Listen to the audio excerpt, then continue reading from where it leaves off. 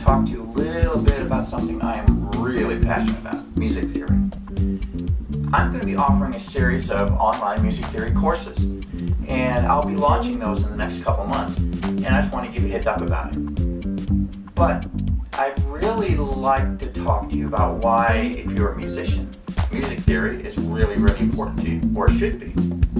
As a music teacher, I get the eye-rolling thing all the time whenever I start to talk about music theory. I know what's going on in the kids' heads. They're very polite. I don't have any really rude children yet. But out of their face comes, "Okay, Mr. Garwood," and behind their eyes they're going, "I hope I can sweat through this next hour so I can get to the stuff that's fun, like playing my instrument." I would like a chance to change your mind a little bit about music theory. I'm not sure if I'll ever make you fall in love with it, like I am, because I love music theory.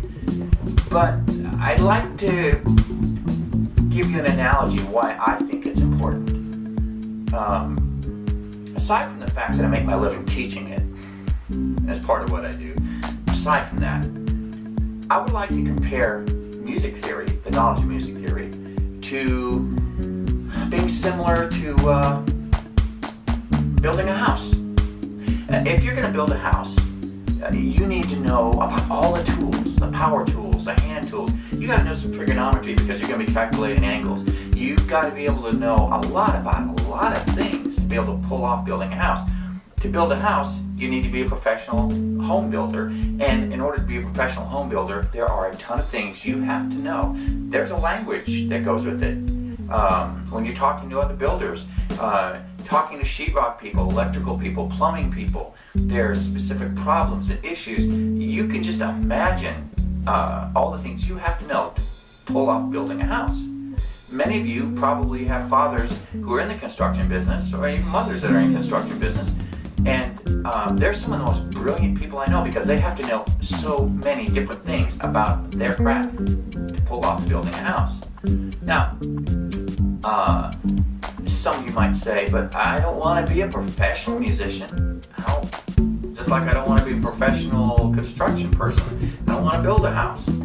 I get that. But before we get to that, let me tell you something. I am a professional musician, and in my trade, I need to know as much music theory as I can learn, and I'm learning all the time. I'm reading books now.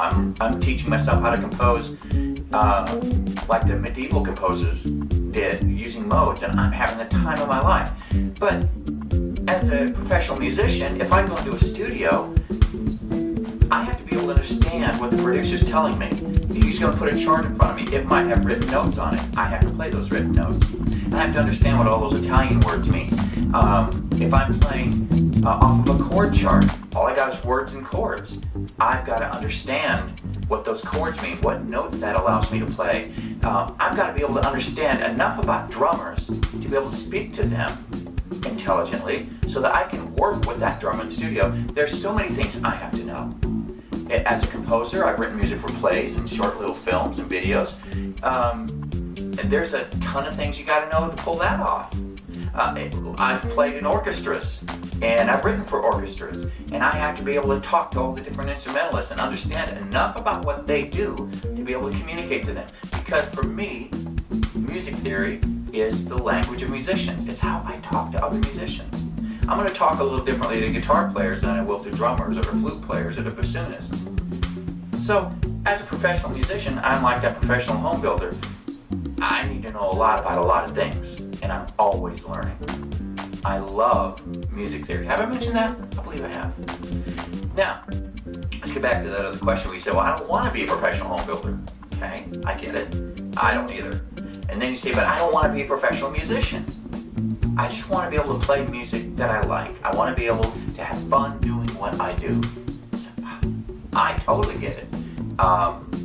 If music's not fun, if it's not enjoyable, why do it? That's my decision. So I totally get it. But what if you're just a hobbyist? And I was that for many years. I just played the music I wanted to play. I did coffee houses and that kind of thing. For about 10 or 15 years, I didn't play music at all. And when I did pick up my guitar and started playing again, it was fun. I loved it. So I get playing just for fun.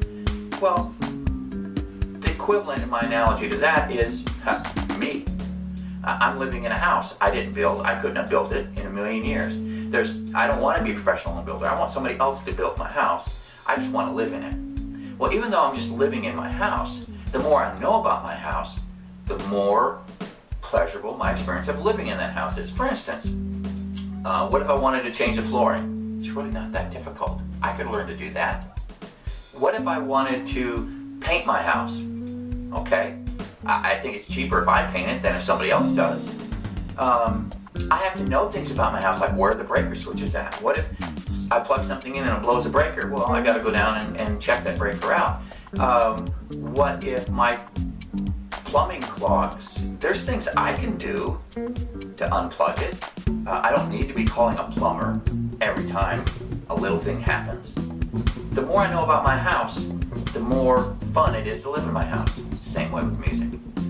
The more you know about your music, the more fun it will be for you. Trust me. I grew up in the 70s. Seals and Crofts, Simon and Garfunkel, Mamas and the Papas, the end of the Beatles, lots of groups and artists. Jim Croce, I love Jim Croce. James Taylor, I love all those guys. Carole King, Carly Simon, all those artists I just totally adored. And because I knew how to figure out chords, it was relatively easy for me to sit and listen to a record, those vinyl things with holes in the middle, and be able to learn the music off those records, be able to hear the chords and play them back and find them, and then go out and play those songs that I love to play. But guess what? I still needed to know something about music to pull that off. So I would just tell you, I understand if you don't want to be a professional musician, but if you could just understand how much more enjoyable your musical experience would be if you could read music a little bit better, if you could understand some of these Latin and Italian words, if you could understand how chords work, if you could understand how to hear the intervals you need to hear to be able to figure out chords and melodies, if you could understand scales, so that if you understood the major scale, the world opens up to you. So I would just ask that you just take a look at the possibility that maybe learning music theory might be a good thing for you. I'll tell you this, if I'm ever given the honor of being your music theory instructor, you'll get somebody who loves music theory. I love it. I'm passionate about it. I think everybody needs to know it. One last thought. I run into so many adults who sat in some of my music theory classes, and they've talked to me afterwards, and one has her master's degree in music education. She said, I wish I'd had you as my music theory instructor. Not because I'm brilliant, because you know what, I'm just a guy, I'm just another guy. I'm not brilliant. But I told her, I says, the reason I believe that you learned to hate music theory in high school and college is because you had instructors who didn't like it. A lot of teachers, music teachers, teach music theory as a necessary evil. And most high school and middle school programs are performance-based. They're aiming at the fall concerts, the spring concerts, and they choose challenging music. And guess what? There's just not much time for music theory. I'm offering online music theory courses, and I'm going to be doing videos for each lesson. And I've got to tell you this, I love it. I love music theory. And I want you to love music theory.